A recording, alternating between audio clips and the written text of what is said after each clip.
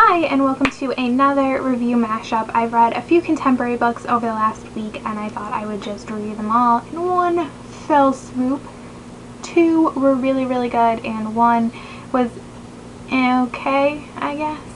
So they are going to be Amy and Roger's Epic Detour by Morgan Matson, Racing Savannah by Miranda Keneally, and This Is What Happy Looks Like by Jennifer E. Smith. So the first book is Amy and Roger's Epic Detour by Morgan Matson, and this book follows Amy. It's told from her perspective, and her father died a few months prior, so her mom decides to make a new start across the country in Connecticut. They live in California, and because her father passed away in a car accident, Amy refuses to drive, and she has to get her mom's car from California to Connecticut. So her mom enlists an old family friend's son, Roger, to help in the drive, and it's basically just their journey across the country and dealing with their various issues and a little bit of a romance. I love this reading cover. I don't even know why. I want a poster of it. So that's the synopsis. Really quick, the characters. So mainly you spend the majority of your time with Amy and Roger. Obviously you're in Amy's head, but I don't find her annoying. She's really interesting. She's kind of funny, but in a subtle way, and she's honest, and I like her voice as a character. I also enjoy Roger. I think he's kind of funny and quirky and a little different, but I like him. And then along the road trip you meet a bunch of different people, which I also really enjoy. There's one girl, what is her name? Bronwyn. I really liked her. I kind of wish we could have spent more time with her, but I know why we couldn't, so it's okay. And the other thing is that this story does have flashbacks, so you get to see Amy's dad, and I really appreciated that because you're supposed to sympathize with Amy's issues dealing with her father's death, and being able to see him kind of helps with that. You grow attached to him even though you know at that point that he has died. I honestly, this book really isn't that romancy. It's more about Amy's personal growth and her getting over her father. Well, I don't know if that's something you really get over, but learning how to grieve and at least take a step forward and not hyper focusing on what happened to her dad, which I really appreciated. I'm normally a huge romance person, but I felt like because of the way the story was told and because of the characters' backstories, the romance couldn't be at forefront, and it just worked. It blended with the story perfectly. And like I said before, you meet some really fun, cool people along the way. It's amazing. It's just fantastic. I loved meeting all these different people, and how they affected both Amy and Roger was one of my favorite parts of the book. The other thing is that while this book is told in first person from Amy's point of view, there are things in here. So there's a couple things. There's Amy keeps this scrapbook where she takes pictures and writes things, which are really fun. And then we also get playlists. So which this, and so this is Roger. He makes a playlist, he titles it, he draws on them and everything, and it's kind of you get a peek into his mind through the playlist, between the songs he's writing and the pictures he's drawing and what he titles them, which those were some of my, I loved getting to a playlist because it was I got this little itty bitty look into Roger's head, and I just really liked that. And I really liked the scrapbooking as well. I thought it was a fantastic book. I gave it 5 stars. I'm so excited to read other books by Morgan Matson. I do already own Second Chance Summer, and now I want to buy Since You've Been Gone, but I think I'm going to wait. Really enjoyed it, and I thought it was a fun journey road trip book. I think this would be a great book for the summer if you haven't read it. It does take place in the summer, but also I just think road trips are something summery that people would do, and it's you get to take a virtual one through a book. So next is Racing Savannah by Miranda Keneally, and this follows Savannah, who moves to a new town, and her dad becomes a farmhand trainer person on this really big farm, and she wants to be an exercise rider, and then ends up wanting to be a jockey and things like that, but she ends up meeting Jack, who is the owner of the farm's son, and obviously they can't really be together because that's like her boss, but they're attracted to each other, and all of these things ensue. It kind of goes the way you would think it would go, thinking about the synopsis.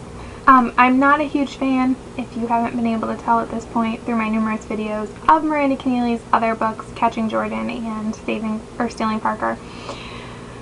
But I grew up around horses, and my family races horses, not thoroughbreds, harness racers, and I really, really wanted to like this book. There's actually this series I read when I was little. They were like the Thoroughbred series, I think, and I really liked those.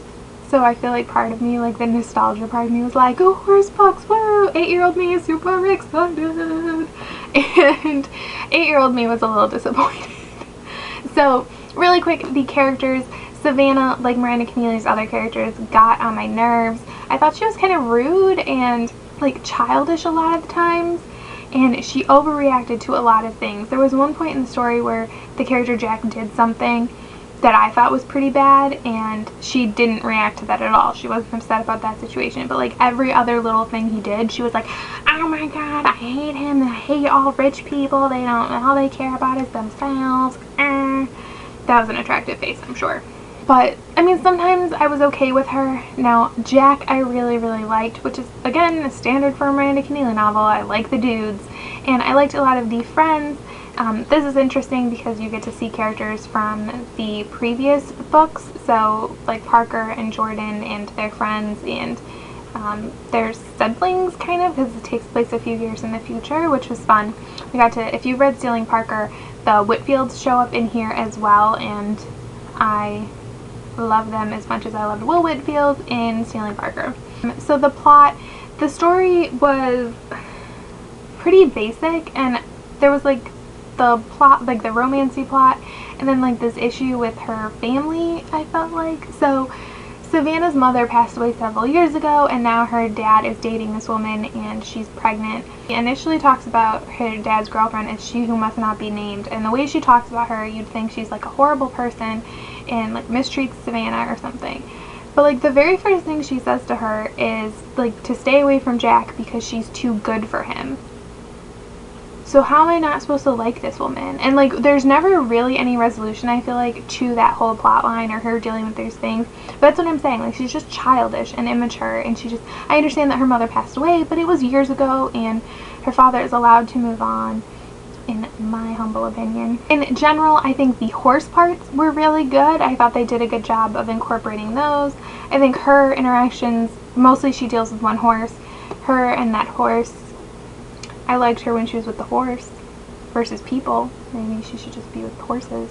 But the romance felt a little rushed to me, especially at the end. It was just like a roller coaster ride that didn't just like was done, and I didn't understand. And her emotions about their relationship gave me like a headache. She changed her mind like every other paragraph. If you think America Singer is annoying, this girl, oh my god, I'd rather read America Singer. But she's not nearly as bad as Parker from Stealing Parker. Give it 3 stars though. I feel like that's a fairly good rating considering how many bad things I just said. But there were parts of the book I really liked. In the end, I cared enough about the characters. I liked what she did with Jack's family. I felt she went against the grain for something like that, and I really appreciated that. I liked getting to know his family, the Goodwins, and everything. And I'm not saying at this point that I would never read another Miranda Keneally novel. I know the one I haven't read that's out yet, or out already. She said that Parker is like a huge part of it, which kind of turns me off because I don't like her. But maybe she grows and I would like her. I don't know. Oh, I have hiccups now. So yeah, I'm not saying I wouldn't read another book by Miranda Keneally, but I don't plan on buying another book by her. I would probably just get them from the library at this point. The last book is This Is What Happy Looks Like by Jennifer E. Smith, which is like the happiest looking book cover ever. I don't even know why I like it. It's so simple and I love it. And this is about a girl named Ellie, and she ends up emailing with this like super celebrity named Graham Larkin, and I was kind of trying to think of like who he would be. Like, he kind of reminded me of Justin Bieber, but an actor. So Graham accidentally sends her an email, and then they just start communicating, and she doesn't know who he is, and he doesn't really know that much about her.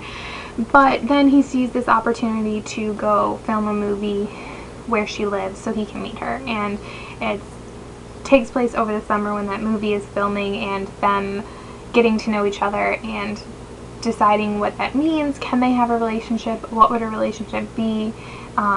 He's dealing with being in the limelight. She's dealing with something from her past that kind of pulls them apart. And I really liked both Ellie and Graham. I thought that they were fun and appropriately complex. Like, this is definitely a lighter contemporary, but they did have issues that they wanted to work through, but it wasn't like, oh my gosh, my life is over. No, it was just normal, almost teen issues, even though they both have some non-teen, normal teen things dealing with. The way they dealt with them was realistic and not annoying in any way. I think it's weird that I always talk about if characters are annoying or not. Like, to me, that's a huge thing about whether or not a book is good.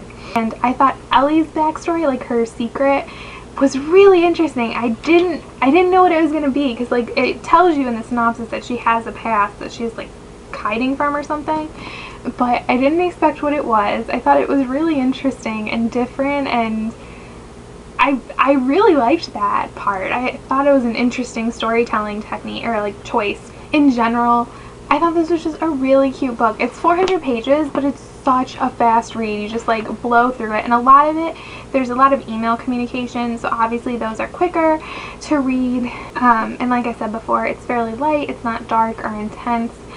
And I liked kind of being able to go on the movie set with Graham and see how that runs, and like his thoughts on being a up-and-coming teen actor and what that means for you and your life decisions and how that impacts your family. And my one complaint really is that I just wish there had been a little bit more at the end. I think I have this complaint a lot about young adult, so I think it might be the romance reader in me who is used to these epilogues that are like 10 years in the future and shows me all these things. I want to know that my characters are together and they're happy and everything, and you just don't get a lot of that in young adult storytelling. I think I've talked about this before. I love like, ooh, hit myself in the face. I love like emails and texts, so those are always fun to show up in books. And I also liked it's told in third person, but it's alternating POV, so kind of like the Under the Never Sky series. So we'll have one chapter where we're mostly focusing on Ellie, and then one we're focusing on Graham, and then go back and forth, but it's third person. I would definitely recommend this if you're looking for a lighter hitting myself again. I would definitely recommend this if you're looking for a lighter contemporary summer read.